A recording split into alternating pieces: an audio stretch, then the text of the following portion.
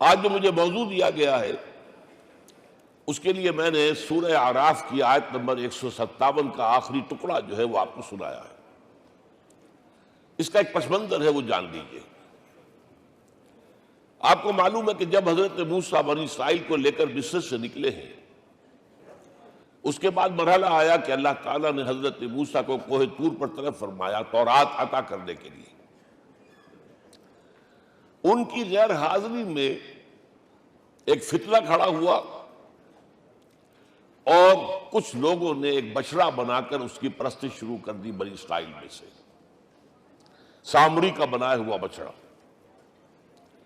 جب حضرت موسیٰ واپس آئے انہوں نے یہ دیکھا تو بہت غضبناک ہوئے، اور پھر اللہ تعالیٰ کے حکم سے فیصلہ ہوا کہ 12 قبیلوں میں سے جن لوگوں نے بھی یہ شرک کیا ہے ان کو انہی قبیلوں کے لوگ خود قتل کریں۔ کئی ہزار اسرائیلی قتل ہوئے۔ یہ بہت بڑا یوں سمجھیے کہ پرج ہوا ہے اس قوم کے اندر۔ اس کے بعد پھر مزید اللہ تعالیٰ کی خدمت میں استغفار کے لیے حضرت موسیٰ علیہ السلام اپنے 70 بڑے بڑے سردار جو تھے 12 قبیلوں کے ان کو لے کر حاضر ہوئے۔ وہاں انہوں نے استغفار کیا اور ایک دعا کی، پروردگار وَاكْتُبْ لَنَا حَسَنَةً فِي الدُّنْيَا وَالْآخِرَةِ، ہمارے لیے نیکی کا اندراج کر دے دنیا میں بھی آخرت میں بھی۔ جواب ملا اللہ تعالیٰ کی طرف سے، دیکھو عذاب تو میں جس کو چاہوں گا دوں گا، اور ویسے میری رحمت ہر شے کے ساتھ موجود ہے، ہر شے کا وجود میری رحمت سے ہے، لیکن ایک میری خاص رحمت ہے جو میں لکھ رکھوں گا ان لوگوں کے لیے جو میرے نبی امی آخری رسول ان پر ایمان لائیں گے صلی اللہ علیہ وسلم۔ وہ جب آئیں گے اور وہ نیکی کا حکم دیں گے، بدی سے روکیں گے، پاکیزہ چیزوں کو حلال قرار دیں گے، ناپاک چیزوں کو حرام قرار دیں گے، نوع انسانی کے اوپر جو بوجھ تھے جو اس وقت ہوں گے ان کو اتاریں گے۔ وہ جب آئیں گے تو جو لوگ فَالَّذِينَ آمَنُوا بِهِ نمبر 1، وَعَزَّرُوهُ نمبر 2، وَنَصَرُوهُ نمبر 3، وَاتَّبَعُوا النُّورَ الَّذِي أُنزِلَ مَعَهُ أُولَٰئِكَ هُمُ الْمُفْلِحُونَ۔ جو لوگ ان پر ایمان لائیں گے ان کی تعظیم اور توقیر کریں گے، ان کی مدد کریں گے، اور جو نور ان کے ساتھ نازل کیا جائے گا یعنی قرآن، اس کی پیروی کریں گے، وہ ہوں گے جو فلاح پانے والے ہوں گے، میری خصوصی رحمت سے حصہ ان کو ملے گا۔ اب یہاں پہلے تو دعا کر لیجئے، اللہم ربنا اجعلنا منہم، اے اللہ ہم سب کو ان میں شامل فرما دے جو تیرے نبی کے ساتھ تعلق کی ان 4 بنیادوں کی شرائط کو پورا کر سکے، تقاضوں کو پورا کر سکے۔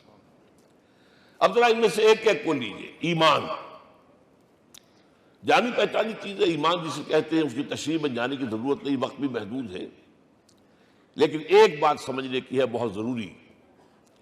ایمان کے 2 لیول ہیں۔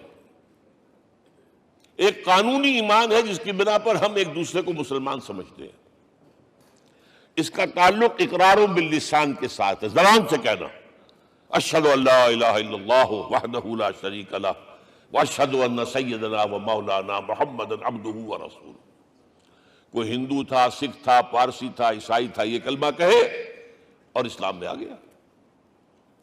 لیکن یہ زبانی کلامی ایمان جو ہے یہ انسان کی سیرت و کردار پر اثر انداز نہیں ہو سکتا۔ یہی وجہ ہے آج ہم دیکھ رہے ہیں مسلمان ہی جھوٹ بھی بول رہا ہے، مسلمان ہی بے ایمانی بھی کر رہا ہے، مسلمان ہی خیانت بھی کر رہا ہے، مسلمانوں کے لیڈر بلینز کی خیانت کر رہے ہیں۔ یہ کون ہے؟ سب مسلمان ہیں۔ وہ اس کی وجہ کیا ہے کہ ہم صرف قانونی مسلمان ہیں اور ہمارا ایمان قانونی ایمان ہے۔ اس کے لیے اسلام کا لفظ قرآن میں آیا ہے سورہ حجرات میں، قالت الاعراب آمنا قل لم تؤمنوا ولکن قولوا اسلمنا۔ اے نبی یہ بدو کہہ رہے ہیں ہم ایمان لے آئے، ان سے فرما دیجئے تم ہرگز ایمان نہیں لائے ہو، یوں کہو کہ ہم مسلمان ہو گئے ہیں۔ ولما يدخل الایمان فی قلوبکم، ابھی تک ایمان تمہارے دلوں میں داخل نہیں ہوا۔ بہرحال اللہ کا شکر ہے اس نے ہمیں مسلمانوں میں پیدا کر دیا، ورنہ ہم میں سے کتنے ہوتے اگر کہیں اور پیدا ہو گئے ہوتے تو نعمت اسلام سے بھی ہم بہرہ ور ہو سکتے، کیا کہہ سکتے۔ اصل ایمان ہے جب وہ دل میں داخل ہو جائے، یقین بن جائے۔ اسی لیے بچپن میں یاد کیا ہوگا ایمان مجمل، آمنت باللہ کما ہوا باسمائہ وصفاتہ وقبلت جمیع احکامہ اقرار باللسان وتصدیق بالقلب۔ جب تصدیق بالقلب ہوگی تو اب اس کے تقاضے جو ہیں عملی پیدا ہوں گے۔ ان تقاضوں میں سے ایک میں 2 حدیثوں کے حوالے سے آپ کے سامنے رکھ رہا ہوں۔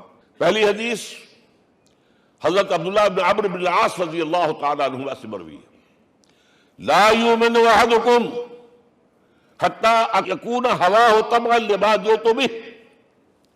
دیکھو تم میں سے کوئی شخص مومن نہیں ہو سکتا جب تک کہ اس کی خواہش نفس تابع نہ ہو جائے اس شریعت کے، اس قانون کے، اس ہدایت کے جو میں لے کر آیا ہوں۔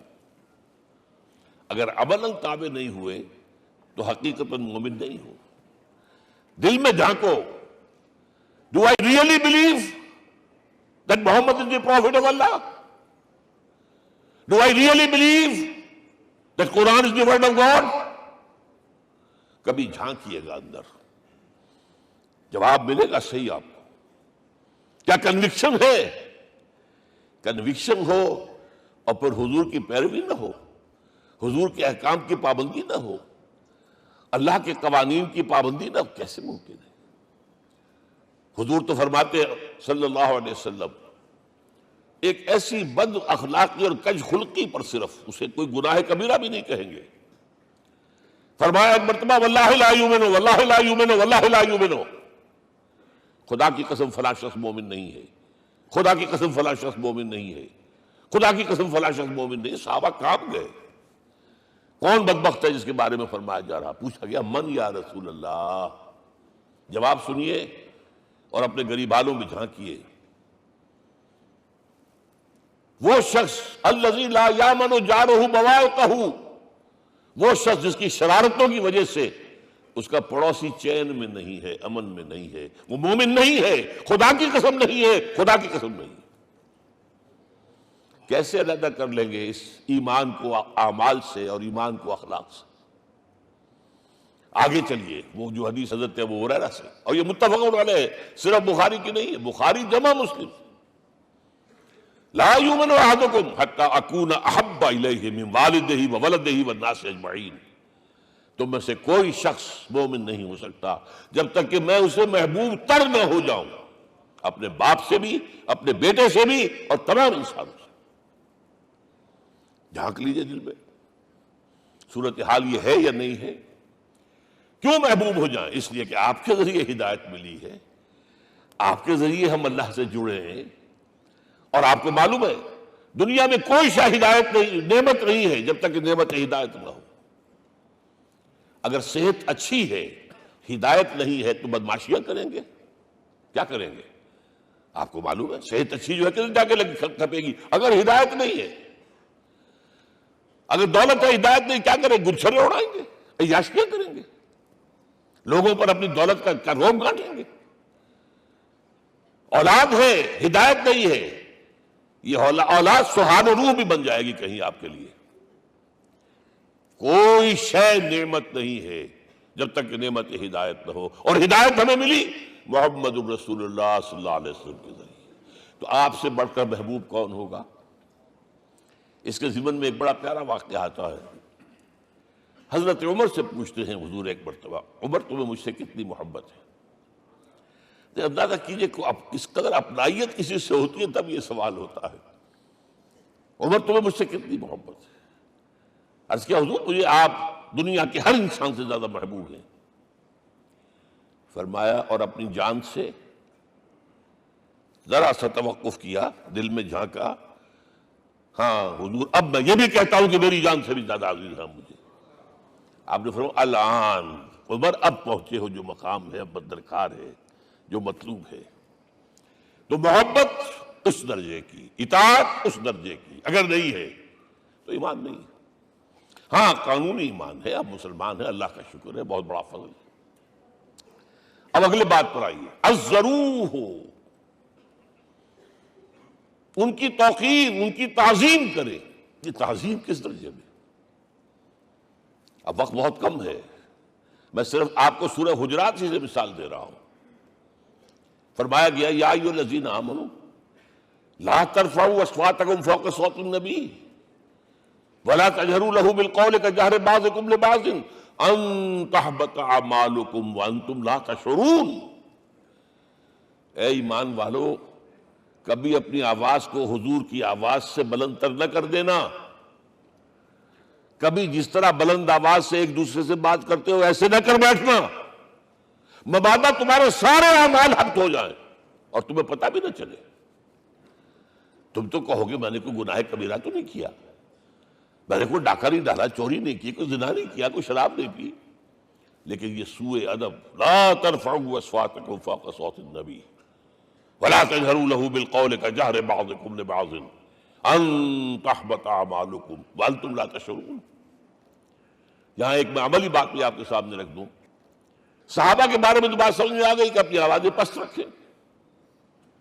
ہم کیسے کریں؟ ہمارا ایک طرز عمل ہونا چاہیے. اگر کسی گفتگو میں کوئی شخص کہ حضور نے یہ فرمایا ہے، کبھی یہ نہ کہے میں نہیں مانتا. ہاں توقف کر لیں، بھائی میں تحقیق کروں گا کہ واقعی یہ حدیث صحیح ہے یا نہیں ہے. ٹھیک، ضروری نہیں کہ جو کہہ دیں مان لیں آپ. محدثین نے کتنی محنتیں کر کر کے چھانٹی کی ہے، لہذا یہ. لیکن فوراً اگر آپ بگڑا نہیں میں نہیں مانتا، یہ عقل کے خلاف ہے، یہ فلاں ہے، یہ وہ ہے، یہ ہے کہ جو آپ سوء ادب کے مرتکب ہو رہے ہیں نبی اکرم صلی اللہ علیہ وسلم کی بارگاہ میں. ہاں توقف کریں، غور کریں، تحقیق کریں، معلوم ہو کہ یہ حدیث پختہ نہیں ہے، مستند نہیں ہے، پھر دوسری بات ہے. اور یہ جان لیجئے ہمارا جو معاشرہ ہے اس کا ایک قانونی جو ہے احاطہ ہے. یہ بھی سورہ حجرات کی پہلی آیت ہے، یا ایھا الذین آمنوا لا تقدموا بین یدی اللہ ورسولہ. اللہ اور اس کے رسول کے احکام کا دائرہ ہے، اس کے اندر اندر رہو، باہر نہیں نکل سکتے. لیکن اس دائرے کے اندر ایک مرکزی شخصیت جس کی دل آویزی، جس کا حسن سلوک، جس کا حسن کردار، جس کا حسن اخلاق مرکز بن جائے، تمام لوگوں کی جذباتی محبت کا مرکز بن جائے، اگر یہ نہیں ہوگا تو معاشرہ مضبوط نہیں ہوگا. محض قانون اور دستور پر معاشرہ مضبوط نہیں ہوتا. کسی شخصیت، اب آپ کو معلوم ہے آخر ہندوستان کے معاشرے میں گاندھی کا ایک مقام ہے کہ نہیں ہے؟ آخر یہ سارا معاملہ چل رہا ہے اسی کے گرد کے نہیں؟ ماؤ زے تنگ کے معاملہ ہے ہی کہ نہیں ہے؟ یہ سارا معاملہ دنیا میں عام لوگ کہہ دیتے، ریشنلسٹ لوگ، کہ ان چیزوں کی کیا ضرورت ہے؟ بھائی قانون دیکھنا چاہیے، دستور دیکھنا چاہیے، حکم دیکھنا نہیں. بھائی جذباتی وابستگی کہ ایک ہستی تو ایسی ہو کہ جس کے کچھ کہنے پر فوراً زبانیں بند ہو جائیں. اور اس کا نقشہ میں سعودی عرب میں دیکھتا ہوں، اگر وہاں کے دو بدو لڑ رہے ہوں صف اور ایک دوسرے کو کھانے کو دوڑ رہے ہوں، کوئی شخص کہتے صلی علی النبی، فوراً خاموش. معلوم ہوتا ہے آگ کے اوپر کسی نے پانی ڈال دیا، خاموش، صلی علی النبی، صرف یہ کہنے سے. یہ جذباتی وابستگی اگر محمد سے نہیں ہے صلی اللہ علیہ وسلم تو آپ کا معاشرہ کبھی مضبوط نہیں ہوگا. یہ مرکزی شخصیت، یہ مرکز ہے. اسی لیے ان کے احترام کا یہ درجہ ہے، کیونکہ اس سے کیا ہوگا؟ تمہارا شرادہ بکھر جائے گا. اگر ان کے ساتھ جذباتی محبت نہیں ہوگی تمہارا شرادہ بکھر جائے گا. یہ آیا معاملہ. اب میں آپ کو بتانا چاہتا ہوں تہذیب. ہمارے ہاں اصل میں بدقسمتی سے ہم سیرت کی تقریریں کرتے ہیں، حضور کی عظمت بیان کرنے کی کوشش کرتے ہیں. کچھ لوگ تو خیر حضور کی زلفیں ہیں، حضور کی آنکھیں ہیں، حضور کی کملی ہے، حضور کا سایہ نہیں تھا وغیرہ، یہ باتیں اپنی جگہ ہیں، ہر چیز ٹھیک ہے. لیکن یہ جان لیجئے حضور کی اصل عظمت ایک نبی اور رسول کی حیثیت سے ہے، اور وہ شے وہ ہے جہاں جبرائیل کے بھی پر جل رہے ہیں. اس کی حقیقت کون جانتا ہے؟ میں ایک مثال دے رہا ہوں آپ کو کہ حضور 100 میں مثال رکھا کرتے تھے. آج روزہ رکھا، شام کو افطار نہیں کیا، وہ رات کو چل رہا ہے روزہ، اگلے روز پھر وہ کنٹینیو کر رہا ہے شام تک. 2 دن کا 100 میں مثال، 3 دن کا بھی رکھتے تھے. صحابہ نے اجازت چاہی، حضور ہمیں بھی اجازت دے دیں. نہیں، عرض کہ حضور آپ تو رکھتے ہیں، ہمیں منع کرتے ہیں۔ اب سنیے، ایکم مثلی، تمہیں سے کون ہے مجھ جیسا؟ ابھی تو عند ربی، میں تو اپنے رب کے پاس رات گزارتا ہوں۔ ہوا یطعمنی ویسقین، وہ مجھے کھلاتا اور پلاتا ہے۔ کیا سمجھیں گے ہم؟ کیا ہماری سمجھ میں آئے گا؟ یہ معاملہ نبوت کے جو اسرار و رموز ہیں، ان کا جو مقام اور مرتبہ ہے، وہ کوئی نبی پہچان سکتا، غیر نبی تو پہچان ہی نہیں سکتا۔ ایک ڈاکٹر کا کیا مقام ہے اپنے فن میں، وہ کوئی ڈاکٹر نہیں سمجھ سکے گا نا، غیر ڈاکٹر کہاں سمجھے گا؟ اور حقیقت میں وہی سمجھے گا جو اس سے بھی اوپر کا ڈاکٹر ہے، نیچے والا تو نہیں سمجھ سکتا۔ جو کمتر ہے وہ تو صرف اوپر دیکھے گا، اللہ اللہ خیر صلی اللہ۔ جو اوپر ہے اور ظاہر ہے محمد سے اوپر کوئی نہیں صلی اللہ علیہ وسلم۔ یہی وجہ ہے، دیکھیے شیخ سعدی کو کیا کہنا پڑا، یا صاحب الجمال و یا سید البشر من وجهك المرير لقد نور القمر لا يمكن الثناء كما كان حقه بعد خدا بزرگ توئی قصہ مختصر۔ اے محمد صلی اللہ علیہ وسلم، آپ کی ثنا جیسے کہ حق ہے ہو ہی نہیں سکتی۔ غالب اس سے بھی آگے گیا، میں بات ابھی آپ کو سناتا ہوں شعر اس کا۔ آپ کی ثنا کا حق ادا ہو ہی نہیں سکتا، بس ہم یہ جانتے ہیں اللہ کے بعد آپ کا مقام۔ غالب جو آگے گیا ہے کہتا ہے، غالب ثنائے خواجہ بیزداں گزاشتیم کہاں ذات پاک مرتبہ دان محمد است۔ اے غالب ہم نے تو حضور کی ثنا تو اللہ کے حوالے کر دی ہے، اس لیے کہ وہی ذات پاک جانتا ہے مرتبہ محمد کا کیا ہے صلی اللہ علیہ وسلم۔ ہم بیان کرنے کی کوشش کریں گے تو توہین کر بیٹھیں گے۔ ایک لطیفہ ہے، ایک بیچارہ کوئی دیہاتی کہیں پھنسا ہوا تھا کسی جگہ، تھکا ہوا چل رہا تھا، ڈپٹی کمشنر صاحب جا رہے تھے، کار میں بٹھا لیا۔ اب اس نے کہا، پتر تینوں اللہ پٹواری کرے۔ اب اس غریب کے جو ہے اس کے ذہن میں تو پٹواری سے اوپر تو کچھ ہے ہی نہیں، اس کے قلم سے جو ہے ادھر کا انتقال ادھر ہو گیا، ادھر کی ادھر چلی گئی۔ تو اس ڈی سی کو وہ تعریف کر رہا ہے اپنے سمجھ کے مطابق، پٹواری کرے تو ہم کہیں پٹواری والا معاملہ نہ کریں۔ ہاں ایک پہلو ایسا ہے جس کے حوالے سے حضور کی عظمت ہماری سمجھ میں آئے گی۔ حضور ایک انسان کی حیثیت سے کیا تھے، ایک باپ کی حیثیت سے آپ کا کیا طرز عمل تھا۔ ذرا یاد کیجئے، جگر گوشہ رسول حضرت فاطمہ بطول رضی اللہ تعالیٰ عنہ وہ حاضر ہوتی، ابا جان دیکھیے چکی پیس پیس کر یہ گھٹے پڑ گئے میرے ہاتھ میں، کہ کنویں سے پانی لاتی ہوں، مشکیزیں کہ یہاں پر بندیاں پڑ گئی۔ حضور اب تو عام لوگوں پر بھی آسانیاں ہیں، لوگوں کے ہاں غلام آ گئے ہیں، کنیزیں آ گئی ہیں، مال و دولت آ گئی ہے، مجھے بھی کوئی غلام کنیز عطا ہو جائے۔ اور آپ کو معلوم ہے یہ لخت جگر نور چشم محمد کی سب سے پیاری بیٹی صلی اللہ علیہ وسلم، کوئی شک نہیں اس میں، فاطمہ کیا بیتی ہوگی حضور کے قلب پر۔ لیکن فرمایا، کیا بیٹی یہ دنیا کی چیزیں ہماری لیے نہیں ہیں، میں تمہیں اس سے بہتر شے دیتا ہوں۔ تسبیح فاطمہ ہر نماز کے بعد 33 مرتبہ سبحان اللہ، 33 مرتبہ الحمدللہ، 33 مرتبہ اللہ اکبر کہہ لیا کرو۔ لیکن سوچ لیجئے دل پر کیا گزری ہوگی صلی اللہ علیہ وسلم۔ حضرت عائشہ سے پوچھئے، حضرت خدیجہ سے پوچھئے، حضور کیسے شوہر تھے؟ آپ سے زیادہ خواتین کے حق میں نرم، گھر کے کام کا جھاڑو دے رہے ہیں، کپڑے جو ہیں بوسیدہ انہیں سی رہے، گھر میں بیٹھے ہوئے یہ کام کرتے تھے۔ بہرحال ایک بات میں آپ سے عرض کروں، آپ انسان کی جس حیثیت کا بھی ذہن میں تصور کریں گے وہ ساری حیثیتیں محمد میں موجود ہیں صلی اللہ علیہ وسلم۔ محمد حاکم کی حیثیت سے بھی ہیں، محمد سب سالار کی حیثیت سے بھی ہیں، محمد قاضی القضات بھی ہیں، محمد ہیڈ آف دی اسٹیٹ بھی ہیں،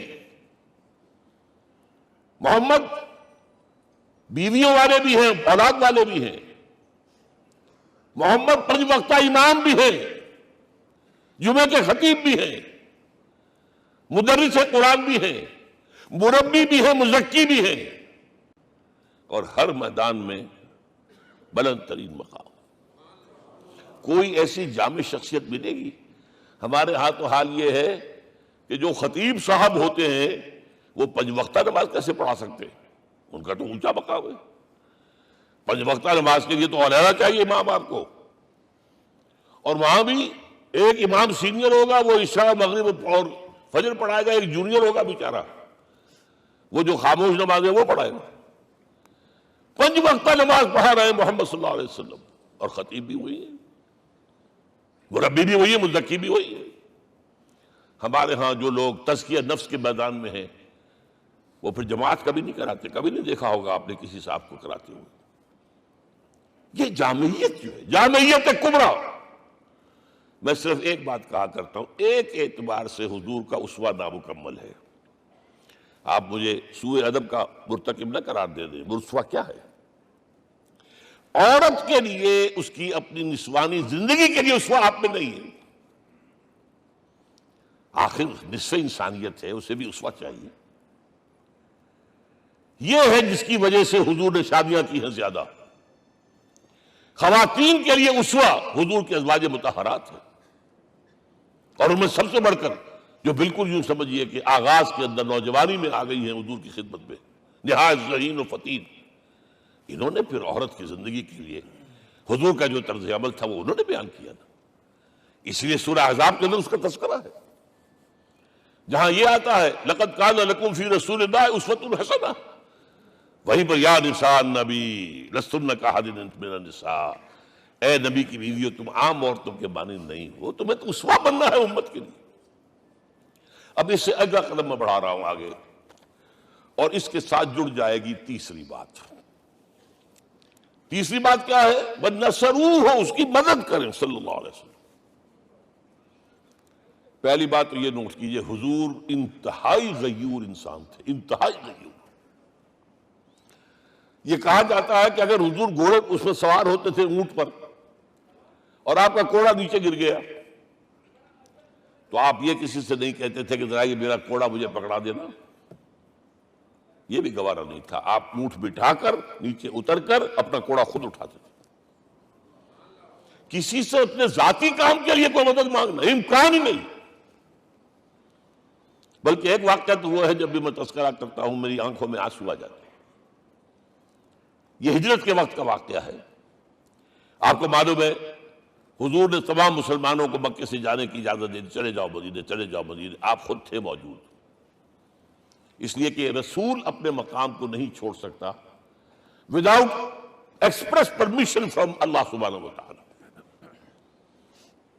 اب حضرت ابوبکر پوچھ رہے ہیں حضور اجازت آ گئی؟ نہیں آئی، آ گئی نہیں آئی، دن گزر رہے ہیں۔ حضرت عائشہ کی روایت ہے ایک روز ہم نے دیکھا دوپہر کے وقت آ رہے ہیں حضور، کپڑے سے اپنا سر جو ہے ڈھانپا ہوا ہے۔ عرب میں دوپہر کے وقت وزٹ کرنا جو ہے یہ ان کے خلاف دستور ہے، ان کی تہذیب کے خلاف، یہ قیلولے کا وقت ہوتا۔ تو حیران ہوئے، آتے ہی فرمایا ابوبکر ہجرت کی اجازت ہو گئی۔ اب انتہائی خوشی سے اور بڑی امید میں کہ بڑی شاباش ملے گی، حضرت ابوبکر فرماتے عرض کرتے ہیں حضور میں نے 2 اونٹیاں تیار کر رکھی ہیں، خوب کھلا پلا کے انہیں فرما کیا ہوا ہے، یہ ہجرت میں ہمارے کام آئے گی۔ حضور تھوڑا سا توقع فرماتے ہیں، پھر کہتے ہیں اچھا ٹھیک ہے، ایک میں استعمال کروں گا لیکن میں اس کی قیمت ادا کروں گا۔ حضرت ابوبکر رو پڑے، حضور مجھ سے یہ مغایرت، سائے کے تراب کے ساتھ رہنے والا، اس سے یہ مغایرت، ذرا سے اشارے پر اپنی کم سن بیٹی پیش کر دی نکاح کے اندر، اس سے یہ مغایرت، رو پڑے۔ لیکن حضور کی اپنی غیرت تھی، میں قیمت دوں گا۔ اب بتائیے مدد کا کے لیے درکار تھی؟ مدد تھی ان کے مشن کے لیے۔ مشن 2 حصوں میں تھا، اس کو جانیے، آج کچھ علمی باتیں آ رہی ہیں۔ حضور کے مشن کے 2 حصے، ایک ابتدائی جو تمام انبیاء اور رسول کا تھا، ایک تکمیلی جو صرف محمد کا، صلی اللہ علیہ وسلم۔ ابتدائی کیا ہے؟ اللہ کی طرف دعوت، تبلیغ۔ جو دعوت قبول کر لیں ان کے لیے بشارت، بشیر کہ تمہارے لیے آخرت میں جنت ہے، نعمتیں ہیں۔ رد کر دیں ان کے لیے نذیر، خبردار کرنے والے، جہنم کے لیے تیاری کر لو۔ داعی اللہ، اللہ کی طرف بلانے والے، سراجا منیرا، روشنی کے چراغ۔ یہ حیثیتیں مشترک ہے تمام انبیاء کرام۔ تمام انبیاء بشیر بھی تھے، نذیر بھی تھے، داعی بھی تھے، سراج منیر بھی تھے، اگرچہ ان تمام حیثیتوں میں بھی حضور کا سب سے اونچا مقام علیحدہ نمایاں ہے، لیکن حیثیتیں بنیادی طور پر مشترک۔ ایک حیثیت ہے تکمیلی، اور وہ کیا ہے؟ اے نبی، جو دین آپ کو دیا گیا ہے صرف تبلیغ نہیں، صرف تعلیم نہیں، اس کو قائم کر کے دکھاؤ نظام زندگی کی حیثیت سے۔ 3 مرتبہ قرآن میں یہ الفاظ حضور کے لیے آئے ہیں، هو الذی ارسل رسولہ بالہدی ودین الحق لیظہرہ علی الدین کلہ۔ 3 دفعہ سورہ توبہ میں یہ الفاظ آئے، سورہ صف میں یہ الفاظ آئے، سورہ فتح میں یہ الفاظ آئے۔ وہی اللہ جس نے بھیجا ہے اپنے رسول کو صلی اللہ علیہ وسلم، الہدا، قرآن حکیم، ہدایت کاملہ، اور نمبر 2 دین حق۔ یہ 2 چیزیں دے کر بھیجا، کس لیے؟ تاکہ اس دین کو غالب کرے پورے نظام زندگی پر۔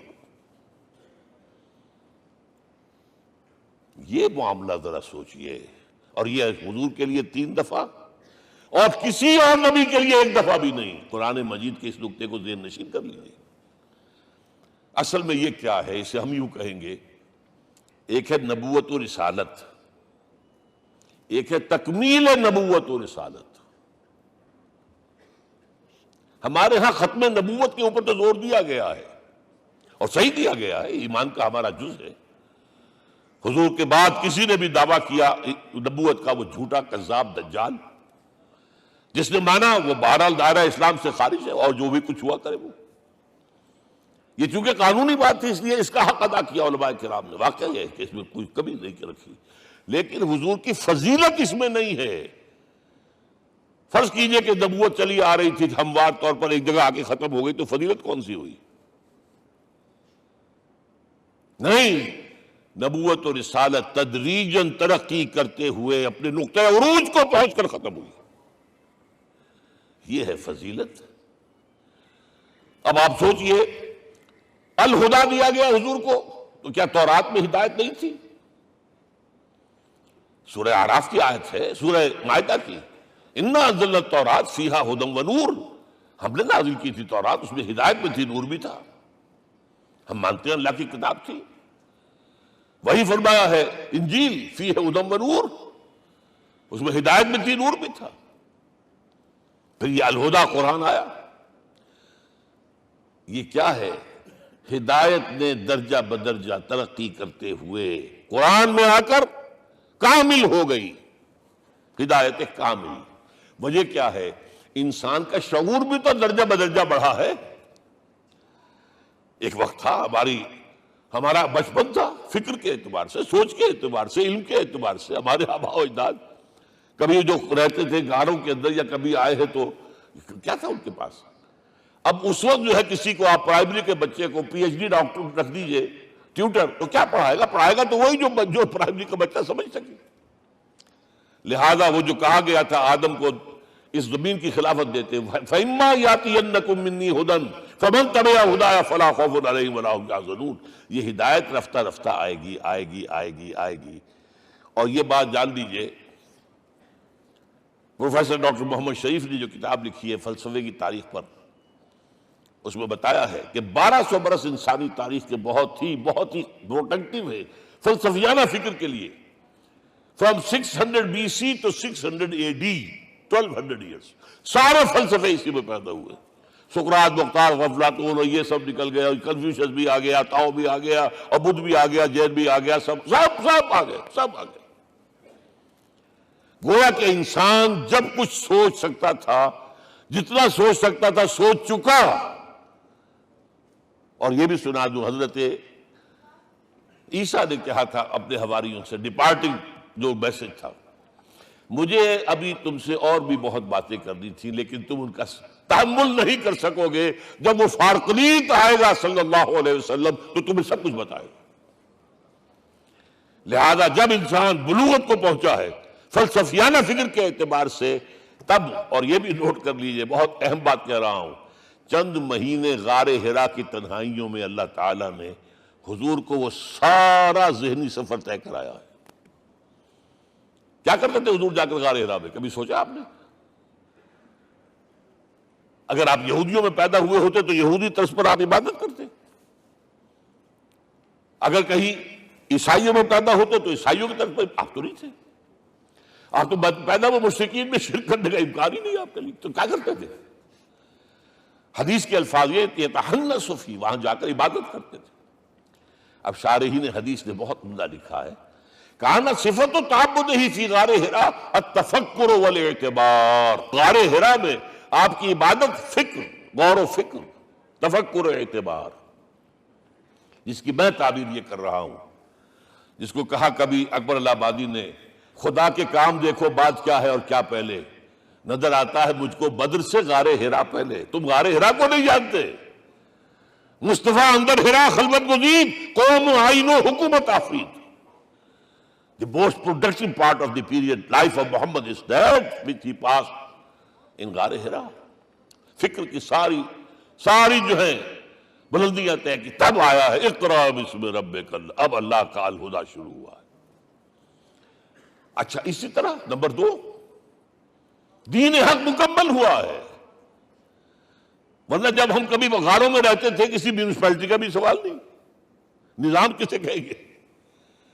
پھر یہ ہے کہ قبائلی نظام آیا، چلیے ایک شیخ ہے اس کا کہنا ماننا ہے سب کو، کچھ نظام تو بن گیا نا، اور نظام جہاں آئے گا جکڑ بندی ہو جائے گی۔ اب تم فلاں قبیلے کے شخص ہو، اس کا قبیلے کا سردار یہ، تمہیں حکم ماننا پڑے گا، اس قبیلے کی روایت یہ ہے، تمہیں پیروی کرنی پڑے گی، you have to do it whether you like it or not۔ پھر آپ کی سٹی اسٹیٹس وجود میں آئی، پھر امپائرز وجود میں آ گئے، 400-500 برس سے رومن امپائر، 400-500 برس سے ایرانین امپائر عرب کے اوپر ایسے تھی جیسے افغان کے سر کے اوپر بہت بڑا جو ہے پگڑ رکھا ہوتا ہے۔ کتنا بڑا ہوتا ہے؟ وہ کسی نے شعر کہا بھی تھا، مجھے تو اب یاد نہیں، کہ سر پہ باندھے ہوئے پورا افغانستان، میرا خیال شاید ضمیر جعفری۔ تو کیا تھا یہ جزیرہ نما عرب، یہ جزیرہ کہلاتا، الجزیرہ، الجزیرہ، اس لیے کہ نیچے آپ کو معلوم ہے بحیرہ عرب، ادھر جو ہے خلیج آ رہی ہے آخر تک، ادھر سے بحیرہ قلزم جا رہا ہے، اور پھر خلیج عقبہ آ گئی ہے، تو یہ سارا جو ہے جزیرہ نما ہے، اس سے پہلے نہیں سنا۔ لیکن عرب اوپر 2 اور ہیں، عراق عرب، شام عرب۔ عراق عرب پر قبضہ ایران کا، شام عرب پر رومیوں کا۔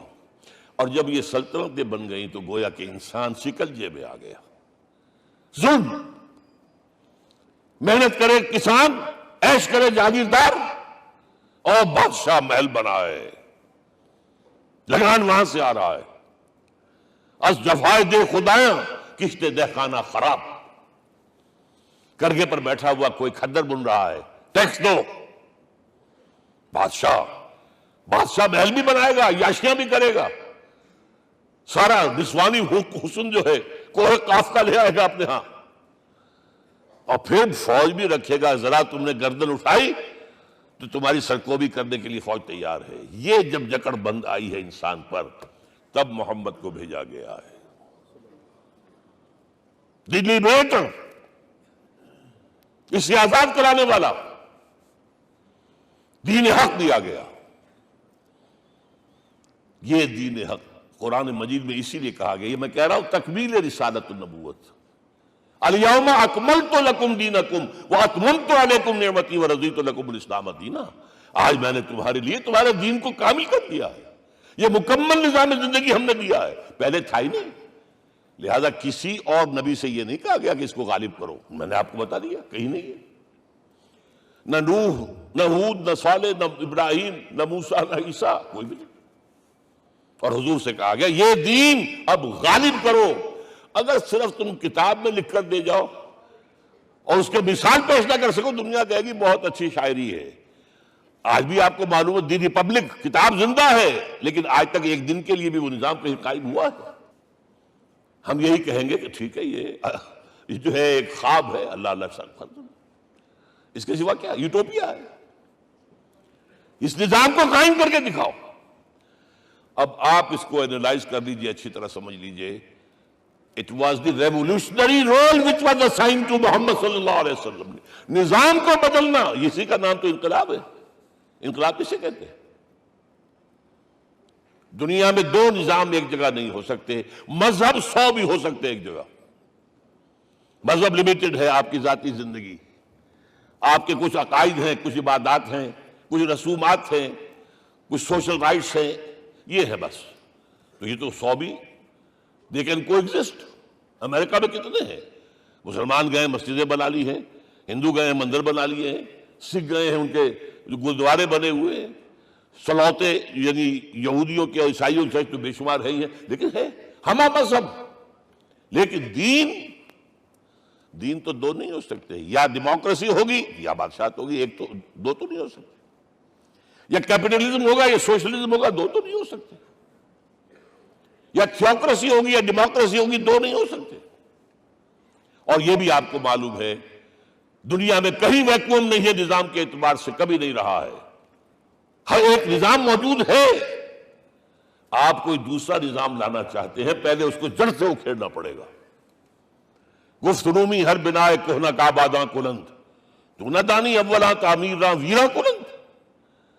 رومی نے کہا ہے کہ دیکھو، اگر کوئی نئی تعمیر تمہیں کرنی ہو تو تم جانتے نہیں ہو پہلے پرانی تعمیر کو گرانا پڑتا ہے، پہلے آپ نظام جڑ سے کھینچ کر پھینکیں گے باہر، تب نظام لائیں گے نا۔ اور یہ ظاہر بات ہے جو نظام بھی ہے اس کے ساتھ ویسٹڈ انٹرسٹ ہے، اس کے ساتھ پریولیج کلاسز ہیں، دے وانٹ اسٹیٹس کو، وہ کوئی تبدیلی نہیں ماننے کو تیار، کیونکہ اسی نظام کی شاخوں پر تو ان کے گھونسلے بنے ہوئے، وہیں سے تو مفادات ان کے وابستہ ہے۔ لہذا نظام جو ہے بدلنے کے لیے جانیں دینی پڑتی ہیں، خون بہانا پڑتا ہے، جان جوکھوں کا کام کرنا پڑتا ہے، اس کے بغیر نظام نہیں بدلتا۔ اور محمد کا رول صلی اللہ علیہ وسلم، یہ ہے وہ عظمت محمد کی جو انسان نے پہچانی ہے۔ میں 3 گواہیاں آپ کے سامنے پیش کر رہا ہوں، 1 from the east, 2 from the west, 3 کئی ملوے ہے۔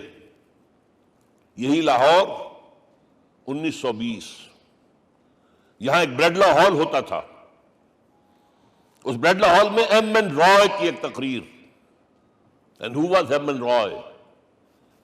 Personal friend of Lenin, member of the Communist International. He knew what revolution is. اور اس نے ہسٹوریکل رول آف اسلام تقریر کی لاہور کے اندر 1920 میں، اور اس نے کہا تاریخ انسانی کا عظیم ترین انقلاب وہ تھا جو محمد نے برپا کیا صلی اللہ علیہ وسلم۔ میں تو اس کی ذہانت کی داد دیے بغیر نہیں رہا۔ اس نے کہا بعض مورخین یہ جو فتوحات کی ہیں صحابہ کرام نے، ان کو سمجھ بیٹھتے ہیں جیسے اٹیلا نے فتوحات کی ہیں یا چنگیز خان نے کی ہے یا کسی اور، کہاں وہ کہاں یہ، وہاں صرف تباہی آتی تھی۔ اور محمد صلی اللہ علیہ وسلم کے پیروکاروں نے جب دنیا فتح کی ہے، نئی تہذیب دی ہے، نیا تمدن دیا ہے، نیا نظام دیا ہے، روشنی دی ہے، علوم کو تازہ کیا ہے، علوم ایجاد کیے ہیں۔ یہ ہے وہ انقلاب جو محمد نے برپا کیا صلی اللہ علیہ وسلم۔ یہ کتاب آج بھی ہندوستان میں چھپتی ہے، بمبئی میں، دی ہسٹوریکل رول آف اسلام۔ اور میں سمجھتا ہوں کہ ہندو ہے، کمیونسٹ ہے اور گواہی دے رہا ہے۔ دوسرا، یہ تو چونکہ بڑی ریسنٹ پاسٹ کی بات ہے، ڈاکٹر مائیکل ہارٹ ایک کتاب لکھتا ہے دی 100، اس کا سب ٹائٹل کیا ہے؟ A selection and gradation of the 100 most influential personalities of the human race, human history۔ پوری انسانی نسل میں سے ان لوگوں کو چن لو جنہوں نے اس کی تاریخ کے دھارے کے رخ کو موڑا ہو۔ ادھر جا رہا تھا ادھر کر دیا، ادھر جا رہا تھا ادھر کر دیا۔ جن لوگوں نے بھی تاریخ کا دھارا موڑا، پہلے سلیکٹ کر لو، سلیکشن۔ 100 آدمی کا ہم آ گئے، اب گریڈیشن ان میں سب سے زیادہ کس نے کیا؟ اور ٹاپ پر لایا محمد کو صلی اللہ علیہ وسلم. یہ کتاب تو اویلیبل ہے، پڑھیے. اور چونکہ عیسائی ہے اور حضرت عیسیٰ کو نمبر 3 پر لے گیا، غور کیجئے. نمبر 2 پر لایا نیوٹن کو، بابا طبیعیات.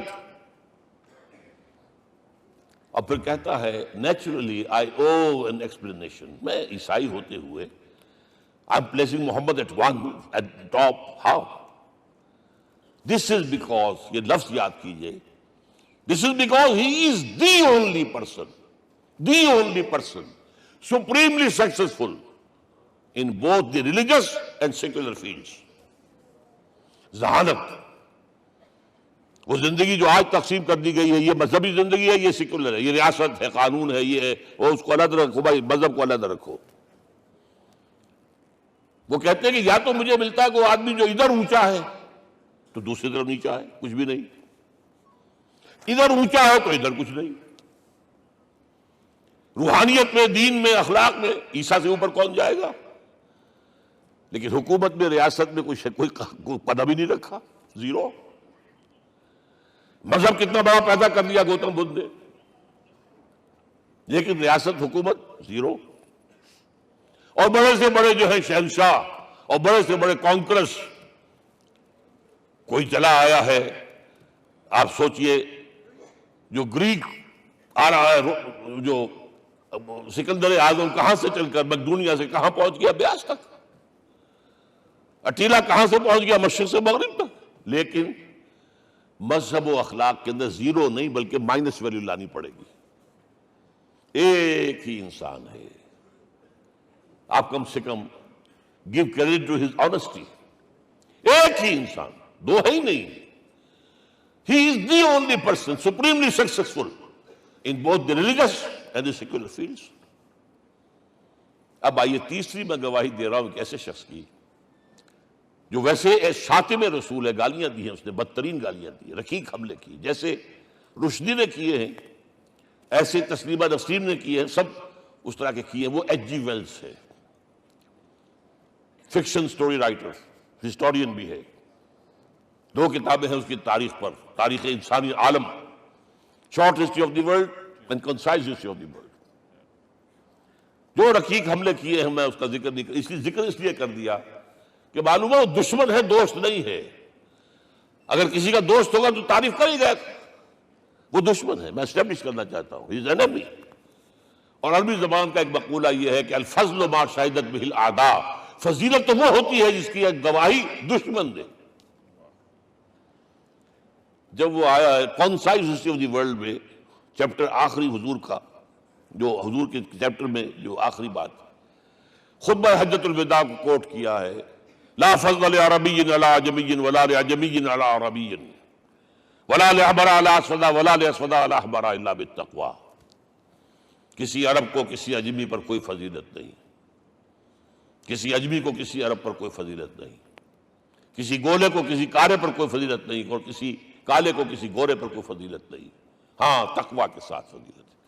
اب ذرا میرا ایک ایک لفظ نوٹ کیجئے، کیا لکھتا ہے اس پر. Although the sermons of human freedom, fraternity and equality were said before also, and we find a lot of these sermons in Jesus of Nazareth, مسیح ناصری حضرت عیسیٰ علیہ السلام کے ہاں بھی واعظ تو ہمیں بہت ملتے ہیں. But it must be accepted that it was Muhammad sallallahu alaihi wasallam who for the first time in history established a society based on these principles. انسانی حریت، اخوت، مساوات، اس کے واعظ کہنے تو بہت آسان ہے، تقریریں کرنی تو بہت آسان ہے، لیکن ان ویلیوز کو باقاعدہ اسٹیبلش کرنا ایک سوسائٹی میں ماننا پڑتا ہے. یہ اسے دینا پڑا ہے کریڈٹ جو بھی ہے. لیکن ایک بات نوٹ کر لیں، مبادہ کہیں آپ میرے بارے میں سوء ظن ہو جائے، تازہ ایڈیشن جو اب اویلیبل ہے اس میں سے یہ نکال دیے گئے ہیں. آج کے جو ان کے ایڈیٹرز ہیں ان کے حلق سے نیچے نہیں اتر رہے. اتنی بڑی حقیقت. آپ پنجاب لائبریری یا پبلک لائبریری سے جا کے پرانا ایڈیشن لیجئے، concise history of the world کے اندر آپ کو یہ الفاظ مل جائیں گے. Although the sermons of human fraternity, Freedom and equality were said before also. And we have a lot of these sermons in Jesus of Nazareth. But it must be accepted that it was Muhammad sallallahu alaihi wasallam who for the first time in history established a society based on these principles.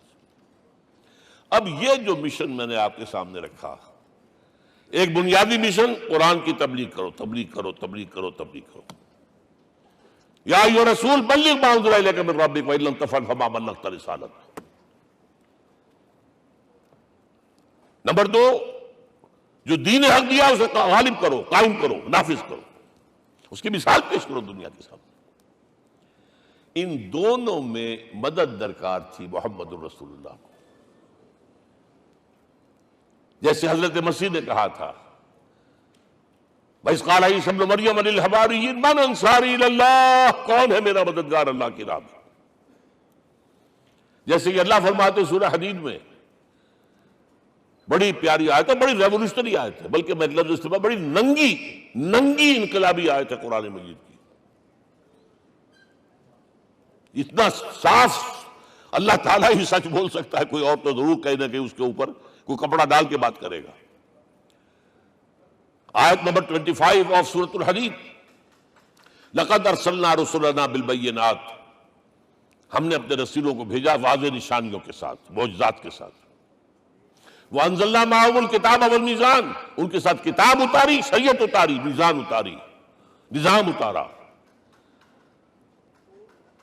لِيَقُومَ النَّاسُ بِالْقِسْطِ، تاکہ لوگ عدل پر قائم ہوں. اس لیے کتاب کیوں بھیجی، رسول کیوں بھیجے، نبی کیوں بھیجے، وحی کیوں بھیجی؟ تاکہ لوگ عدل پر قائم ہوں. یہ اس سے بڑی آیت کوئی ہوگی؟ عدل اجتماعی، سوشل جسٹس. اب اگلا ٹکڑا پڑھیے، وَأَنزَلْنَا الْحَدِيدَ، ہم نے لوہا بھی اتارا ہے، فیہ باس شدید، اس سے اسلحہ بنتا ہے، جنگی قوت ہے. وَلِيَعْلَمَ اللَّهُ مَن يَنصُرُهُ وَرُسُلَهُ بِالْغَيْبِ، اور اللہ دیکھ لینا چاہتا ہے کون ہے اس کے وفادار بندے جو لوہے کی طاقت کو ہاتھ میں لے کر اللہ اور اس کے رسول کی مدد کرتے ہیں. دین اللہ کا، اسے قائم کرنا اللہ کی مدد ہے، اسے قائم کرنا محمد کا فرض ہے، اس کے جد و جہد کرنا محمد کی مدد ہے صلی اللہ علیہ وسلم. یہ تھی نصرت. اور یہ نصرت آپ کو معلوم ہے حضور کی زندگی میں صحابہ نے کرام نے کی ہے کہ نہیں کی؟ جو شخص ایمان لایا فوراً داعی بن گیا، فوراً. ابو بکر ایمان لائے، اور 6 جو ہیں عشرہ مبشرہ میں سے چوٹی کے صحابہ، وہ ان کی دعوت پر ایمان لائے. سعد ابن ابی وقاص، طلحہ، زبیر، عثمان، سعید ابن زید، یہ سب کون ہیں؟ حضرت ابو بکر کی دعوت. نوجوان ہیں. مصعب بن عمیر کو گھر سے نکال دیا چچا نے، اور بڑا نہ کر کے نکالا ہے کم وقت نے، اس لیے کہ باپ مر گیا تھا، بہت دولت چھوڑ گیا تھا. ماں نے بڑے ناز و نام میں پالا تھا. کہتے 200 درہم کا جوڑا اس کا بن کر آتا تھا شام سے. جیسے کبھی ہم کہتے تھے کہ پنڈت نہرو کے کپڑے جو ہے پیرس سے سل کر آتے ہیں، اور جہاں سے گزر جاتا تھا مصعب، اتنا اس نے لگایا ہوتا تھا عطر کے پوری گلی جو ہے وہ خوشبو سے جو ہے بھر جاتی تھی. چچا نے بلایا، تم تو یہ گلچھرے کر رہے ہو اپنے باپ کی دولت پر نہ، اور تم اسے کہتے ہو کافر، نکل جاؤ گھر سے. وہ چلنے لگے. He was a teenager. چلنے لگے. وہ سمجھا تھا کہ میرے یہ کہنے سے اس کے تو اس کو تارے نظر آ جائیں گے، یہ فوراً جو ہے توبہ کرے گا، پلٹ آئے گا. چلنے لگے تو اسے اور غصہ آیا، یہ کپڑے بھی اسی باپ کے ہیں، اتارو. وہی اتارے کپڑے، مادرزاد برہنہ ہو کر ماں کے پاس گئے. ماں نے آنکھوں پر ہاتھ رکھا، مصعب کیا ہوا ہے؟ فرمایا امی میں موحد ہو گیا ہوں. یہ ہے توحید. اور اب جا کر حضور کے دامن میں بیت ارقم میں اب ہمہ وقت کارکن ہے، قرآن اتر رہا ہے، پڑھ رہے ہیں، سمجھ رہے ہیں، قرآن اتر رہا ہے، یاد کر رہے ہیں. اور اس کے بعد جب کہا تھا مدینے والوں نے بیت عقبہ اولیٰ پر کہ حضور ہمارے سے آپ کی ملاقات تو سال کے بعد ہی ہوگی، درمیان میں تو آپ کو معلوم ہے خون ریزی ہے، کوئی قافلہ بچ کے نہیں آ سکتا، تو اب آپ ہمیں کوئی اپنا شاگرد دیجئے. مصعب بن عمیر کو حضور نے کہا جاؤ ان کے ساتھ. وہاں ان کا نام پڑ گیا المقری، پڑھانے والا، قرآن پڑھانے والا. 75 آدمی اگلے سال لے کر آ گیا ہے، اور اسی سے بیعت عقبہ ثانیہ ہوئی ہے، اور ہجرت کا راستہ کھل گیا. اور اس کو ایک دفعہ حضور نے دیکھا، مسجد کے دروازے کے سامنے سے گزر رہا تھا مصعب، پھٹا ہوا کمبل تھا جس میں لپیٹا ہوا تھا، حضور کی آنکھوں میں آنسو آ گئے۔ غزوہ احد میں شہید ہوا کس طرح؟ علم بردار تھا، ایک ہاتھ پر وار پڑا ہے، کٹ کے گر گیا، ایک ہاتھ سے تھاما، دوسرے پر بھی گر گیا، دونوں جو بچے ہوئے حصے تھے اس سے تھاما۔ پھر جب ختم ہو گئے، اس کے بعد جو ہے جب دفن کر رہے تھے تو حضور کے سامنے پرابلم لایا گیا۔ مصعب کے جسم پر تو کوئی کپڑا ہی نہیں تھا سوائے ایک چادر کے، ایک دھوتی، اللہ اللہ خیر اللہ۔ اور شہید کا کفن ہوتا ہے اس کا اپنا لباس، حضور وہ اتنا چھوٹی ہے وہ چادر کہ پاؤں ڈھانپتے ہیں تو سر کھل جاتا ہے، سر ڈھانپتے ہیں تو پاؤں کھل جاتے ہیں۔ فرمایا سر کو ڈھانپ دو کپڑے سے اور پیروں پر گھاس ڈال دو۔ That was the last dress which Musab got۔ تو یہ لوگ جو تھے محمد رسول اللہ والذین معہ، یہ ساتھی حضور کے جنہوں نے حضور کے مشن میں آپ کا ساتھ دیا۔ اور ایک خاص مرحلے کا تو میں آپ کے سامنے ذکر ہی کر دوں، اس لیے کہ دین کی اقامت، دین کا غلبہ، اس میں تو جہاد اور قتال آئے گا لا محالہ۔ Nobody is going to allow you to change the system۔ اگر سسٹم بدلتا ہے تو اس کے ساتھ جو مفادات بدلتے ہیں وہ ختم ہو جاتے ہیں، جو پرولیجز ہیں وہ ختم ہو جاتے ہیں۔ لہذا جب غزوہ بدر کا مرحلہ آیا ہے، حضور نے مجلس شورا منعقد کی، اور آپ نے جو وہی سے آپ کو بتا دیا گیا تھا، دیکھو ایک قافلہ آ رہا ہے شمال سے، مال غنیمت سے لدا پھدا ہے، اور 50 صرف اس کے ساتھ محافظ ہیں۔ ایک لشکر آ رہا ہے جنوب سے، گیل کانٹے سے لیس، اور اللہ نے وعدہ کیا ہے کہ ایک پر ضرور تمہیں فتح دے گا، بتاؤ کدھر چلے۔ یہ اصل میں کسی بھی سپہ سالار کے لیے وقت ہوتا ہے کہ اپنے ساتھیوں کے مورال کا اندازہ کرے۔ کچھ ہوں گے ہم جیسے کمزور بھی، انہوں نے کہا کہ حضور پہلے قافلے کی طرف چلے، آسانی سے فتح بھی ہو جائے گی اور ہتھیار مل جائیں گے ہمیں، ہمارے پاس تو ہتھیار بھی نہیں ہے، گنتی کے لوگوں کے پاس تلواریں بھی نہیں سب کے پاس، تو 50 آدمیوں کے ہتھیار تو ملیں گے، پھر لشکر سے نپٹ لیں۔ اب حضور کہہ رہے ہیں اشیرونی اشیرونی اشیرونی، حضرت مقداد بن اسود کھڑے ہوتے، حضور ہمیں موسیٰ کے ساتھی نہ سمجھیے جنہوں نے کہہ دیا فَاذْهَبْ أَنْتَ وَرَبُّكَ فَقَاتِلَا إِنَّا هَاهُنَا قَاعِدُونَ۔ ہم موسیٰ کے ساتھی نہیں ہیں، ہم آپ کے جانثار ہیں، آپ جو آپ کی نیت ہے آپ بسم اللہ کیجئے، ہم آپ کو کیا پتہ ہمارے ذریعے آپ کو اللہ تعالیٰ آنکھوں کی ٹھنڈک عطا فرمائے۔ حضور پھر فرمائے مجھے مشورہ دو، مجھے مشورہ دو۔ تب خیال آیا سعد ابن عبادہ رضی اللہ تعالیٰ عنہ کو، جو رئیس انصار تھے، ہو نہ ہو یہ ہماری طرف روئے سخن ہے، کیونکہ بیعت عقبہ ثانیہ جس کے نتیجے میں ہجرت ہوئی ہے اس میں طے یہ ہوا تھا کہ اگر یہ مکے والے مدینے پر حملہ آور ہوں گے آپ کو ختم کرنے کے لیے، ہم آپ کی حفاظت ایسے ہی کریں گے جیسے اپنے بیوی بچوں کی۔ اور ابھی مدینے پر حملہ ہوا نہیں ہے، حضور پری ایمپٹ کر رہے ہیں، باہر نکل کر مقابلہ کرنا چاہ رہے ہیں، تو گویا کہ انصار کور نہیں ہوتے اس کے اندر، اس لیے بار بار اشیرونی، مجھے مشورہ دو۔ اب سعد بن عبادہ کھڑے ہوتے ہیں، کأنک تعنینا یا رسول اللہ صلی اللہ علیہ وسلم، اے اللہ کے رسول شاید آپ کا روئے سخن ہماری جانب ہے، فإنا آمنا بک وصدقناک، ہم آپ پر ایمان لا چکے ہیں، ہم نے آپ کی تصدیق کی، اب ہمارے پاس چوائس کون سا ہے؟ اگر آپ آگے چلیں ہم پیچھے چلیں گے، اگر برق الغماد تک پہنچیں گے ہم اپنی اونٹنیوں کو دبلا کر دیں گے، یمن کا آخری شہر جو ہے برق الغماد، اور اگر آپ ساحل سمندر پر کھڑے ہو کر اپنی سواری سمندر میں ڈالیں گے ہم بھی ڈال دیں۔ بہرحال یہ مراحل ہیں کہ جن سے گزر کر حضور نے اللہ کے دین کو غالب کیا اور قائم کیا، اور اس ہر سطح پر، ہر مرحلے پر صحابہ کرام نے آپ کا ساتھ دیا، جہاں آپ کا پسینہ گرا وہاں انہوں نے اپنی خون کی ندیاں بہا دی۔ محمد رسول اللہ والذین معہ اشداء علی الکفار رحماء بینہم، یہ ہے در حقیقت عظمت محمد صلی اللہ علیہ وسلم۔ آج کے دور میں سمجھ لیجئے اچھی طرح، یہ دور جس کا کہ فاتح ہیں حضور، فاتح سے مطلب افتتاح کرنے والے، اس دور میں اجتماعی نظام کی اصل اہمیت ہے۔ اجتماعی نظام غلط ہے، ایکسپلائٹیٹو ہے، تقسیم دولت کا نظام غلط ہے، کیا ہوگا؟ ایک طرف دولت جمع ہوگی، ایکومولیشن آف ویلتھ، ایک طرف بھوک، افلاس، فاقہ ہوگا۔ شاہ ولی اللہ دہلوی کہتے ہیں کہ جس معاشرے میں تقسیم دولت کا نظام غلط ہو جائے یہ دو دھاری تلوار ہے، دو دھاری، دونوں طرف کاٹتی ہے۔ ایک طرف دولت جمع ہوگی تو عیاشیاں ہوں گی، بدماشیاں ہوں گی، گلچرے ہوں گے، وہ بھی خراب، معاشرے کے لیے خراب۔ اور ایک طرف فقر ہوگا اور بھوک ہوگی اور فاقہ ہوگا، یہ بھی خراب۔ اس لیے کہ حضور فرماتے ہیں کاد الفقر ان یکون کفرا، فقر تو انسان کو کفر کی حد تک پہنچا دیتا ہے، لہذا فقر کو کل نظام کو توڑنا ہوگا۔ یہ الفاظ ہے شاہ ولی اللہ دہلوی رحمۃ اللہ علیہ کے، جو 12ویں صدی ہجری کے مجدد ہیں۔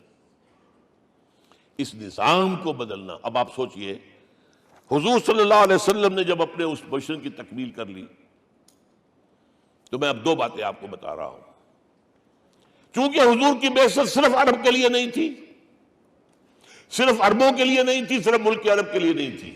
اگر یہ ہوتا تو آپ کا کام مکمل ہو گیا تھا، پورے عرب میں اللہ کی حکومت قائم ہو گئی، ایک ایک شخص تک قرآن پہنچ گیا۔ لیکن 5 جگہ قرآن میں آیا ہے وَمَا أَرْسَلْنَاكَ إِلَّا كَافَّةً لِلنَّاسِ بَشِيرًا وَنَذِيرًا،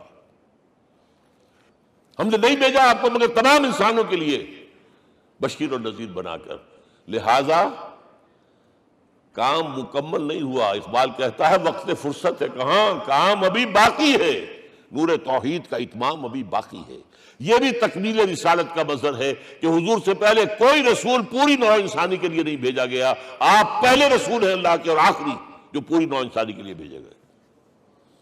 حضرت عیسیٰ نے بھی یہی کہا تھا اپنے حواریین سے، تو سینٹ پال نے اسے تبلیغی مذہب بنایا ہے۔ انجیل میں ابھی الفاظ موجود ہیں کہ I have been sent in search of the lost sheep of the house of Israel، میں تو اسرائیل کے گھرانے کی کھوئی ہوئی بھیڑوں کی تلاش میں بھیجا گیا ہوں، صرف بنی اسرائیل کے لیے۔ قرآن بھی کہتا ہے رسول اللہ بنی اسرائیل، واحد رسول ہیں جو پوری دنیا کے لیے بھیجے گئے۔ اچھا کہہ دینا تو آسان ہو گیا، اس کا مطلب کیا ہے؟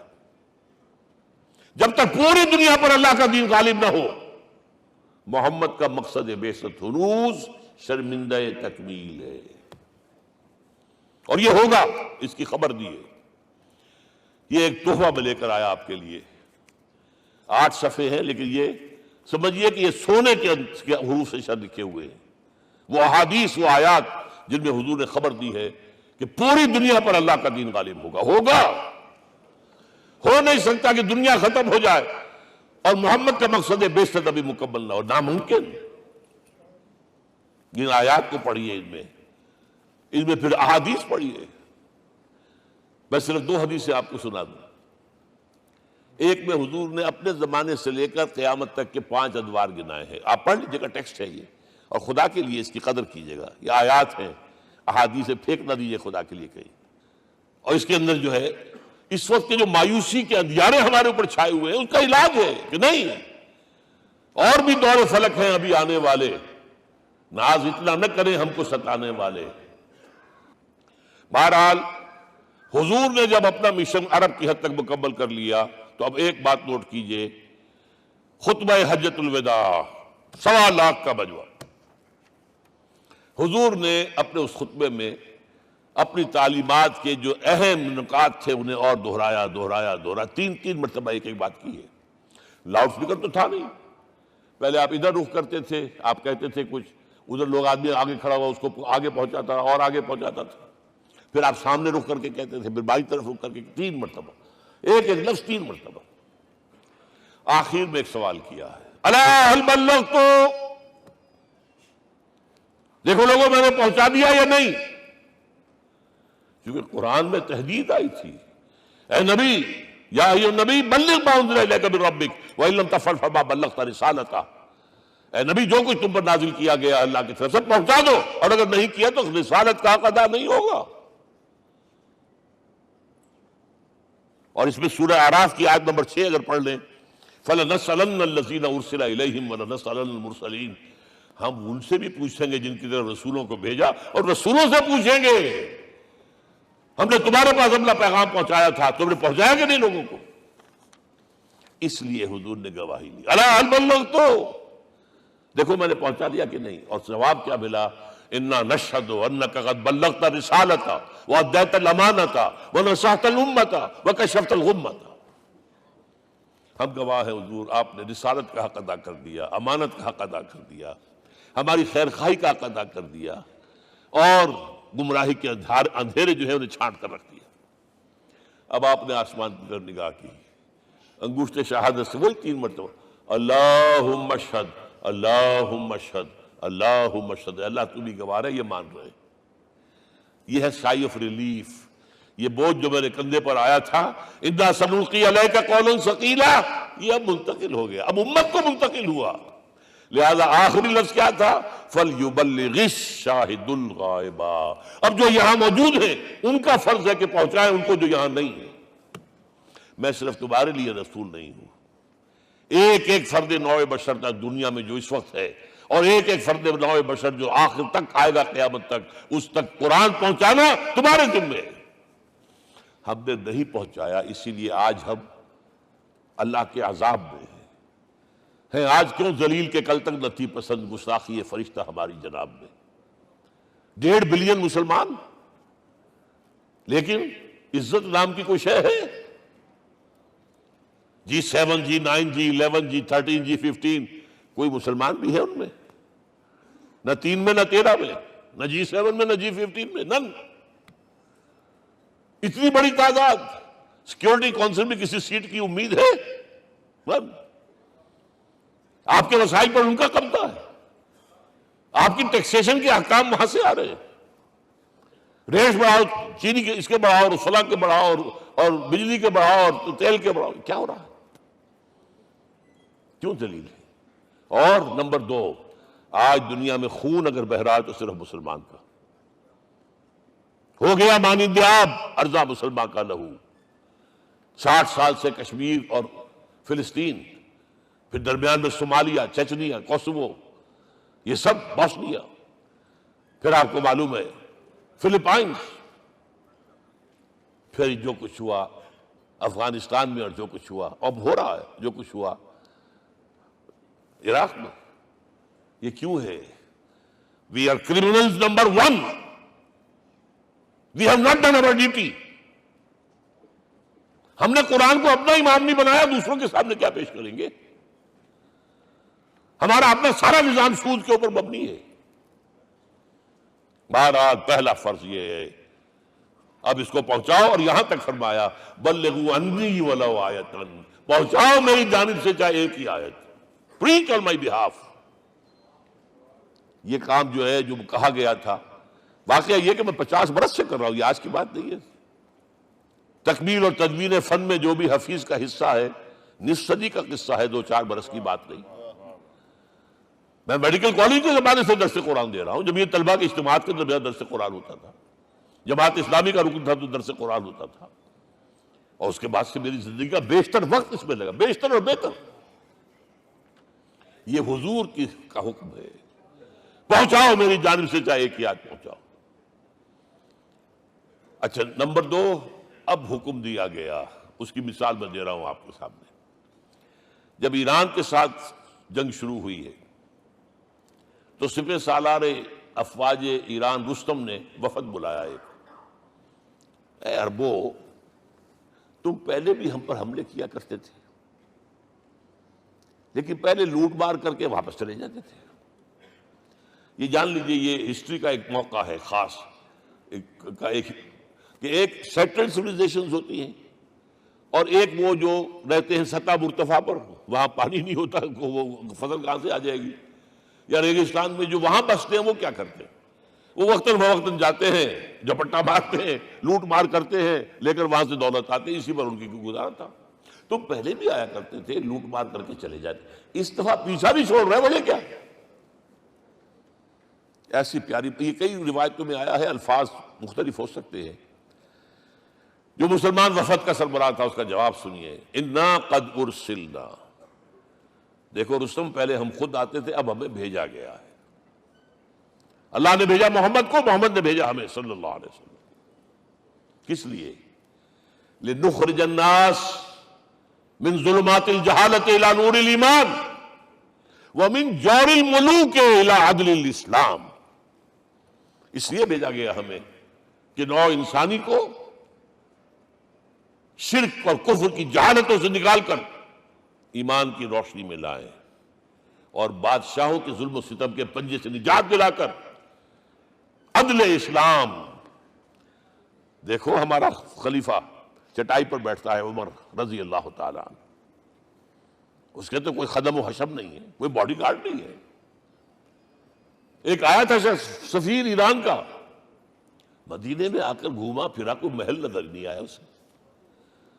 پوچھتا ہے مسلمانوں سے اینا ملککم، بھائی تمہارا بادشاہ کہاں ہوتا ہے؟ جواب ملا لیس لنا ملکن بل لنا امیر، ہمارا کوئی بادشاہ نہیں، ہمارا امیر ہے. کہاں ہے بھائی؟ ہمارے بیت المال کے کچھ اونٹ گم ہو گئے تھے کہ بھائی ملے نہیں، ہمارا خلیفہ تلاش کرنے گیا. اب اس نے کسی کو لیا ہوگا، آئیڈینٹیفائی کر سکے، ڈھونڈ کر جا کر ایک جگہ دیکھا، دھوپ تیز ہو گئی تھی، حضرت عمر تھک گئے تھے، لہذا ایک درخت کے سائے میں اپنے کوڑے کا تکیہ بنا کر لیٹے ہوئے استراحت فرما رہے ہیں. کوئی خادم نہیں، کوئی خدم و حشم نہیں، کوئی باڈی گارڈ نہیں. اس وقت وہ کھڑے ہو کر کہتا ہے عمر تم عدل کرتے ہو، تمہیں کوئی خوف نہیں ہے. ہمارے بادشاہ ظلم کرتے ہیں، لوگوں کا خون پیتے ہیں، انہیں ہر وقت ڈر رہتا ہے، انہیں اونچی اونچی فصیلیں چاہیے، انہیں باڈی گارڈ چاہیے، انہیں حفاظتی دستے چاہیے.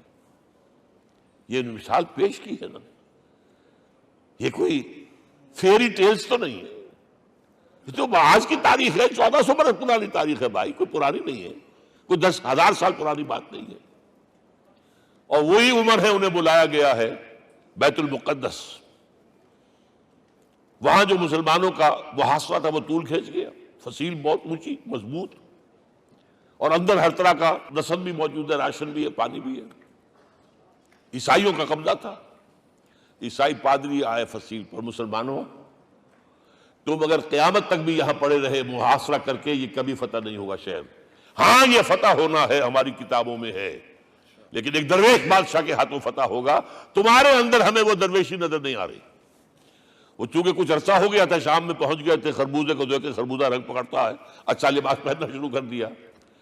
اور وہاں تھے امین هذه الامہ ابو عبیدہ بن الجراح رضی اللہ تعالی عنہ، یکی ازا شرع مبشرہ. ان کا فوراً کلک کیا، یہ بادشاہ مدینے میں بیٹھا ہوا تو ہے. یہاں سے ریکویسٹ کی گئی ہے آپ تشریف لائیے. اب 700 میل کا سفر ہے، کوئی ذاتی سفر نہیں، کسی بیٹے کے کنووکیشن کے لیے نہیں گئے ہیں، کوئی انٹوریج نہیں ہے، کچھ نہیں. ایک اونٹ، ایک خادم، اور اسی اونٹ پر راستے کا راشن، لہذا ایک آدمی بیٹھ سکتا ہے. اب ایک منزل خلیفہ اوپر تشریف فرما ہے اور خادم مہار پکڑ کر آگے چل رہا. اگلی منزل خادم اوپر بیٹھا ہے اور خلیفہ مہار پکڑ کے آگے چل رہا ہے.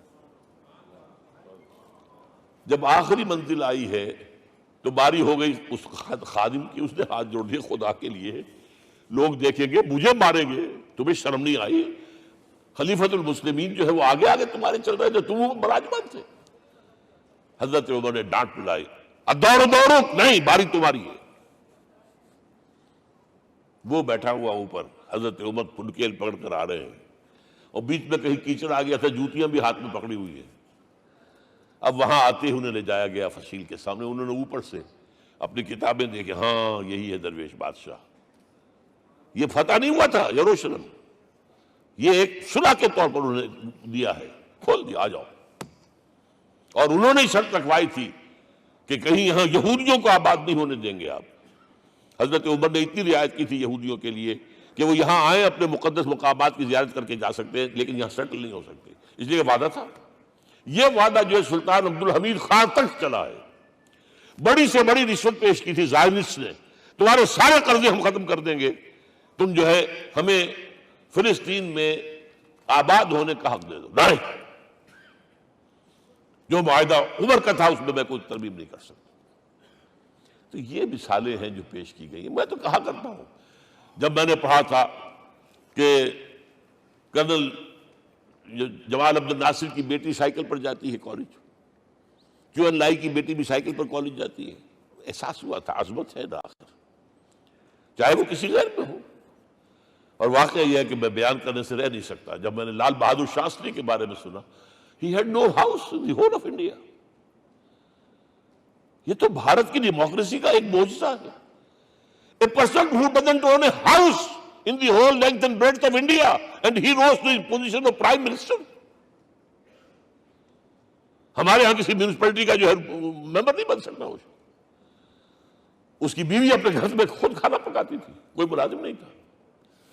اور جب ہارٹ اٹیک ہوا ہے تاشقند میں، تو وہ جو مرتدم بات کی ہے اس نے ماتا جی سے کی ہے، بیوی سے نہیں کی۔ یہ ہماری مشرقی روایات ہے، ماں کا مقام۔ لیکن یہ تمام مثالیں جو ہیں، پوری نوع انسانی 10 مرتبہ پیدا ہو کر ختم ہو جائے، حضرت عمر والی مثالیں نہیں لا سکتے۔ رات کو گشت کر رہے ہیں، ایک جگہ سے رونے کی آواز آئی، معلوم ہوا کہ بچے ہیں، بھوکے ہیں، رو رہے ہیں۔ ماں سے پوچھا گیا کیا معاملہ ہے؟ کہ کیا کروں، کچھ نہیں ہے، میں نے یہ آنڈی چڑھا دی ہے، چولہے کے اوپر آگ جلا دی ہے، بچوں سے کہا کچھ پک رہا ہے، ذرا انتظار کرو، سو جائیں گے۔ کانپ گئے، ایسے گئے سیدھے بیت المال، آٹے کی بوری اپنے غلام سے کہا میرے کندھے پر رکھ، میں لے چلتا ہوں۔ نہیں، قیامت کے دن تم میرا بوجھ نہیں اٹھا سکو گے۔ اپنے کندھے پر بوری رکھ کر لائے ہیں، کھانا پکوایا، کھلایا بچوں کو۔ اب اگر حضور یہ کہے کہ سید القوم خادم ہوں، تو یہ حقیقت تھی کہ نہیں تھی؟ ورنہ اگر یہ مثال نہ آتی تو کہتے ہیں جی شاعری تو اچھی ہے، بہت اچھا شعر کہہ دیا، کوئی سردار بھی کبھی خادم ہوا ہے۔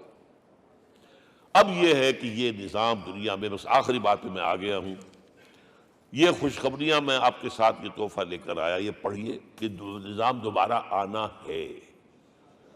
محمد کی پیشن گوئی غلط نہیں ہو سکتی، وہ صادق المصدوق صلی اللہ علیہ وسلم۔ اگرچہ ابھی ہمیں اور سزائیں ملنی ہیں، اور سخت سے سختر سزائیں آنی ہیں۔ ابھی آرمگڈون سر پر تنی ہوئی ہے، کھڑی ہوئی ہے، ملحمۃ العظمیٰ جسے حدیث میں کہا گیا۔ آرمگڈون پتہ نہیں آپ نے کبھی سنا ہے کہ نہیں سنا ہے؟ یہ بائبل کی آخری کتاب جو ریولیشن ڈان ہے، اس میں ہے کہ ایک بہت بڑی جنگ ہوگی، گریٹر اسرائیل بنانے کے لیے بہت بڑی جنگ ہوگی، and you set the stage has been set for that۔ NATO تیار اسی کے لیے ہو رہا ہے دوبارہ۔ کس لیے؟ نیٹو چیف سے پوچھا گیا تھا کہ تمہارا دشمن جو تھا USSR تو ختم ہوا، گھٹنوں کے بل پڑا ہوا ہے، اب کس کے لیے اس کو ایکسٹینڈ کر رہے ہو اور آرگنائز کر رہے ہو؟ اب ہمیں مسلم فنڈامنٹلسٹ سے نمٹنا ہے۔ یہ ہے وہ کروسیڈ جو شروع ہوئی۔ یہودی اور عیسائی نیو کنزرویٹوز، نیو کونس، یہ دونوں جڑے ہوئے ہیں، ایک 5 پوائنٹ ایجنڈا ہے ان کا جس پر دونوں کا اتفاق ہے۔ تو ابھی ہم پر بڑے برے وقت آنے ہیں، ہمیں سزائیں ابھی اور ملنی ہیں، لیکن tables will be turned۔ دنیا میں اللہ کا دین قائم ہوگا، چاہے ابھی اور اپس اینڈ ڈاؤنز آئیں گے، لیکن ہوگا، لیکن ہوگی، وہ وقت آئے گا اللہ کا دین قائم ہوگا پوری دنیا میں۔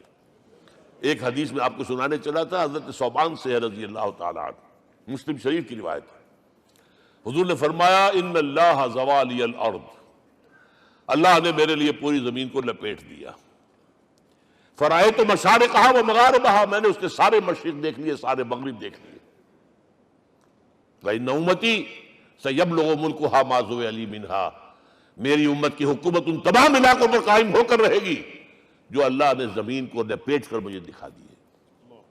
یہ ہونا ہے، and that is going to be the end of this world۔ Armageddon بھی آ جائے گی، پہلے ملحمۃ العظمیٰ بھی آئے گا، سزائیں بھی ملیں گی، بالآخر وہ ہوگا۔ لیکن آخری بات، میرے اور آپ کے لیے مسئلہ لمحہ فکریہ کیا ہے؟ میں اور آپ کہاں کھڑے ہیں؟ Are we on the side of Allah or on the side of America؟ بہرحال یہ تو جو اپس اینڈ ڈاؤنز آنے ہیں، میرے اور آپ میں سے ہر شخص کے سوچنے کی بات یہ ہے، یہ تو انقلاب تو آئے گا، حضور کے ذریعے سے آیا، کچھ لوگ حضور کے ساتھی بن گئے، ان کی دنیا بن گئی، آخرت بن گئی، قیامت کے بعد جو کچھ ملنا ہے اللہ تعالیٰ روح و ریحان و جنت النعیم۔ کچھ رہ گئے کہ چاہے سگا چچا تھا محروم رہ گئے، ابو لہب۔ آج بھی یہ قافلہ ادھر چل رہا ہے۔ اقبال نے بالکل ٹھیک کہا ہے کہ دنیا کو ہے پھر مار کا روح و بدن پیش، تہذیب نے پھر اپنے درندوں کو ابھارا، اللہ کو پامر دیے مومن پہ بھروسہ، ابلیس کو یورپ کی مشینوں کا سہارا۔ اور صحیح کہا ہے، آخری بات جو کہہ رہا ہوں، ایک نقطہ میرا رہ گیا ہے، وَاتَّبَعُوا النُّورَ الَّذِي أُنزِلَ مَعَهُ، چوتھی بات، اور یہ کہ وہ لوگ جو اس نور کا اتباع کریں گے کہ جو ان کے ساتھ نازل کیا قرآن، اس لیے کہ قرآن ہی ذریعہ ہے، آلہ انقلاب ہے۔ قرآن انسانوں کو بدلتا ہے، افراد کو، افراد مل کر جماعت بن کر وہ جو انقلاب برپا کرتے ہیں. بٹ انڈیویجول چینج، اقبال کے الفاظ میں چوں بجا در رفت جہاں دیگر شود، یہ قرآن اگر کسی کے باطن میں اتر جاتا ہے تو اس کے اندر انقلاب آ جاتا ہے. He is a change person from with in واتبعوا النور الذی انزل معہ. لیکن آخری دور کے بارے میں چند اشعار سنا رہا ہوں. شب گریزاں ہوگی آخر جلوہ خورشید سے، یہ چمن معمور ہوگا نغمہ توحید سے، ہو کر رہے گا. اور پھر دلوں کو یاد آ جائے گا پیغام سجود، پھر جبیں خاک حرم سے آشنا ہو جائے گی. اور آنکھ جو کچھ دیکھتی ہے لب پہ آ سکتا نہیں. میں وہ حیرت ہوں کہ دنیا کیا سے کیا ہو جائے. آب روان کبیر تیرے کنارے کوئی دیکھ رہا ہے کسی اور زمانے کے خواب. وہ زمانہ آنا ہے، لیکن دیکھنا یہ ہے کہ میرا اور آپ کا اس میں کتنا حصہ ہے. اقول قولی